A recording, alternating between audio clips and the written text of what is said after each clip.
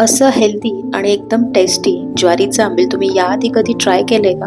नसेल केलं तर आता तरी एकदा जरूर करून बघा.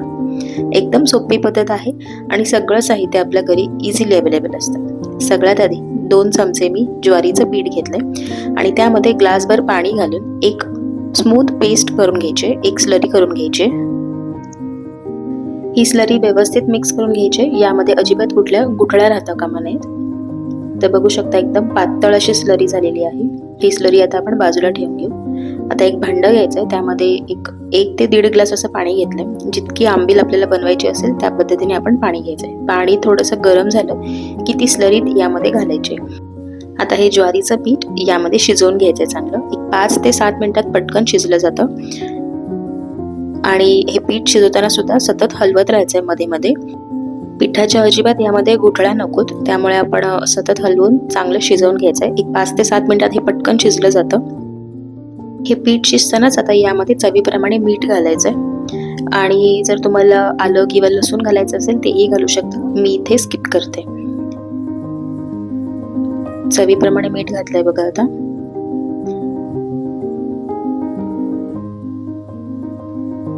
आणखी एकदा हे हलवून घेऊया.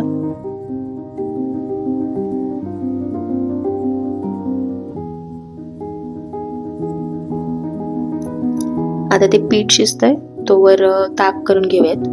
थोडंसं मी दही घेतलंय, एक अर्धी वाटी असेल अंदाजेच घेते आहे आणि त्यात एक ग्लासभर पाणी घालून रवीने घुसळून घ्यायचंय आणि पातळ असं ताक करून घ्यायचंय. आता या आंबीलची कन्सिस्टन्सी कशी करायची त्याच्यावरतीच हे ताक किंवा पाण्याचं प्रमाण आपण ठरवायचं. एकदम पातळ असेल तर पाण्याचं प्रमाण वाढवायचं.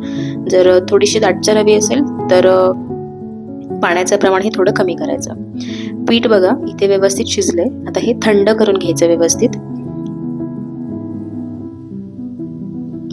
हलकं कोमट किंवा थंड करून घेतलं तरी चालेल.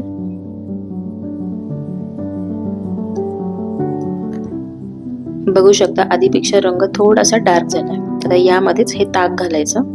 ताक करताना मी मीठ घातलं नव्हतं कारण ज्वारीचं पीठ शिजवताना त्यामध्ये आपण मीठ घातलं होतं. आता हे पुन्हा एकदा रवीने घुसळून सगळं मिक्स करून घ्यायचंय.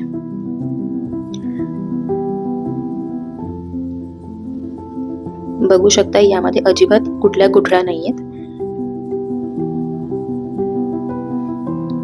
याला आता प्लेन साधी मी फोडणी देते, ज्यामध्ये फक्त जिरे, मोहरी आणि कढीपत्ता घातलाय.